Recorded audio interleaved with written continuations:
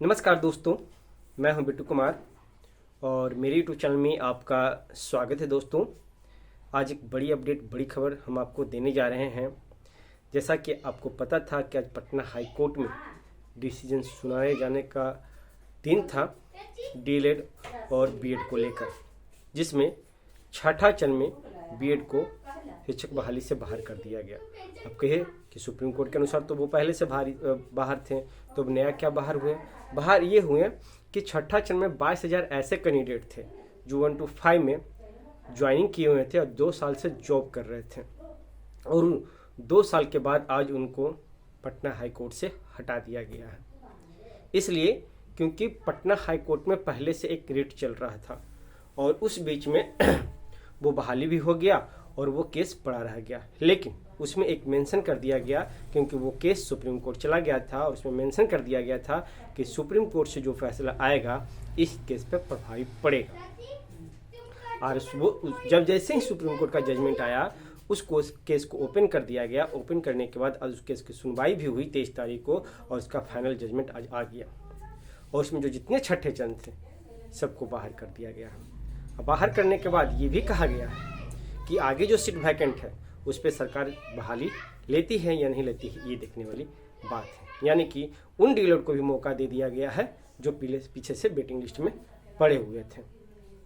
आज 22,000 घरों का चूल्हा बुझ गया है। उनके घर में क्या बीत रहा होगा, उनके ऊपर क्या बीत रहा होगा, ये आप जानते हैं।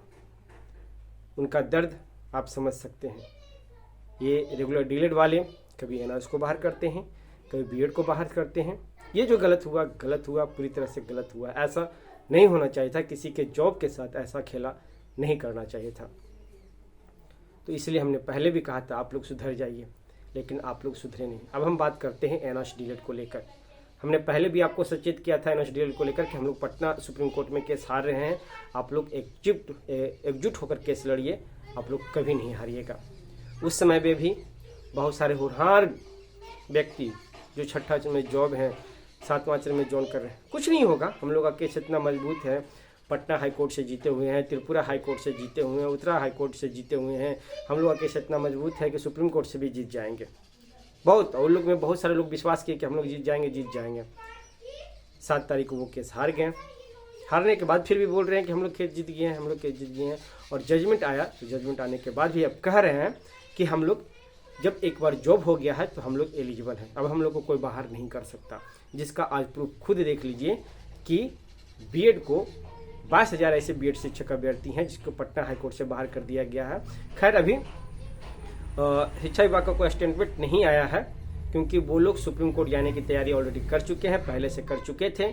23 तारीख उनको पता चल गया था कि हम लोग हार रहे हैं, बाहर हो रहे हैं, तो वो लोग पटिशनर भी बनाया है, 55,000 रुपया भी लिए हैं और सुप्रीम कोर्ट जाने की तैयारी भी ऑलरेडी कर चुके हैं। तो एक बार अगर उनको वहाँ से राहत मिल जाती तो अच्छा, लेकिन वो सुप्रीम कोर्ट जा रहे हैं। अगर वहाँ से उनको राहत मिल जाती है तो बढ़िया है। भगवान करे कि 22,000 घरों का चूल्हा बच जाए, अन्यथा उनके साथ तो बहुत बुरा होने वाला है। और इसी तरह से एनआरएस डीलर के साथ भी बुरा होने वाला है। जो केस इस बीएड वाले में वकील थे, वही केस आपको NRS dealer court Patna high court में भी वही वकील रखा गया है। और वही केस जिस समय एनआरएस डीलर का केस पटना हाईकोर्ट में चल रहा था, जीतने के बाद उसको डबल बेंच में अपील किया गया था, वो केस आज पड़ा हुआ है। और वकील का इंटरव्यू जाके देखिए, वही वकील आज कह रहा है कि केस को हम ओपन कराएंगे और जज साहब के पास ले जाके छठा चरण से, जब कह रहे कि हम छठा चरण को ही बाहर करेंगे, तो 7वां चरण कैसे बच जाएंगे? क्योंकि जब आपका जड़ें ही खत्म है तो ऊपर आप कहाँ तक जाइएगा? यानी कि आपको छठा चरण भी समेट रहा, 7वां चरण भी समेट रहा, और 7वां 8वां चरण को भी समेटेगा तो अलग से ही समेटेगा। हम 4 दिन से 5 दिन क्या 1 महीना से आप लोग को बार बार बोल रहे हैं कि आप लोग एक प्लेटफॉर्म पे आके लड़िए, एक प्लेटफॉर्म पे आके जितना भी है जागरूक है, सब एक होइए। आप लोग एक होना नहीं चाह रहे हैं, आराम से जहां तहां सोए हुए हैं।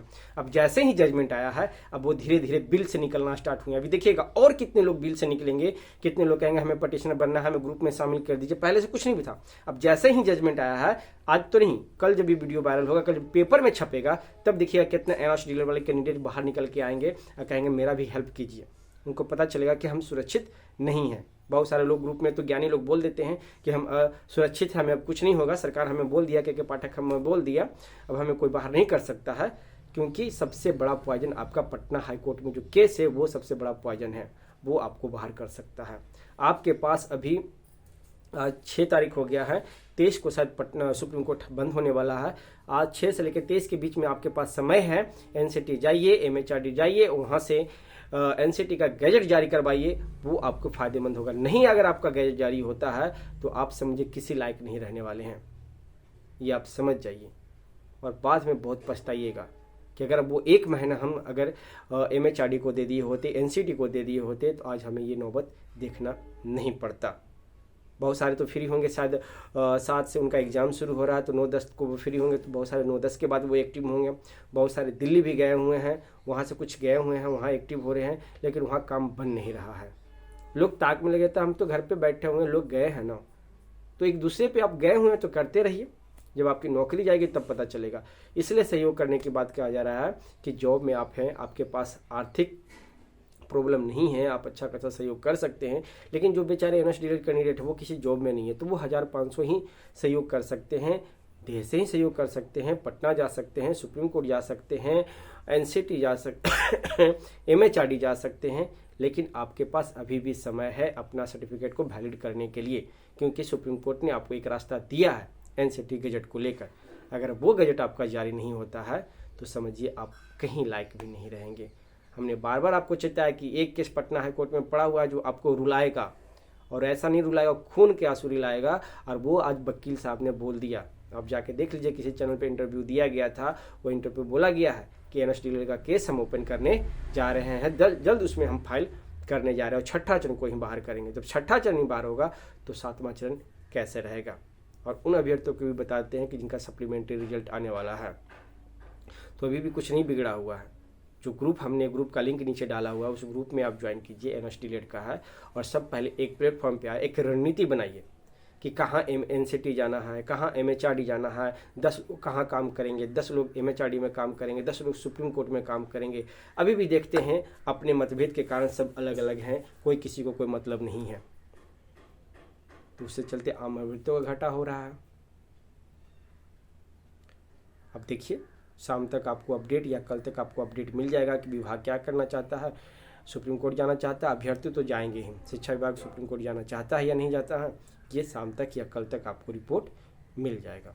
इस वीडियो को जरूर शेयर कीजिएगा, हर एक ग्रुप में शेयर कीजिएगा, चाहे जितने भी NSDL कैंडिडेट हो उनके पास, हर एक के पास ये वीडियो पहुंचना चाहिए। अगर आप NSDL कैंडिडेट हैं और आप मेरा वीडियो देख रहे हैं तो उनके पास ज़बरदस्ती वीडियो भेजिए, उनको जगाइए, सोए हुए को निकालिए, बिल में जो घुसे हुए उनको पकड़ के निकालिए और बोलिए कि आप सोइए नहीं। अगर आप 1 महीना तक सो गए तो आप ज़िंदगी भर पछताइएगा। अगर ये 1 महीना आप जाग गए तो ज़िंदगी भर हंसते खुशते रहिएगा।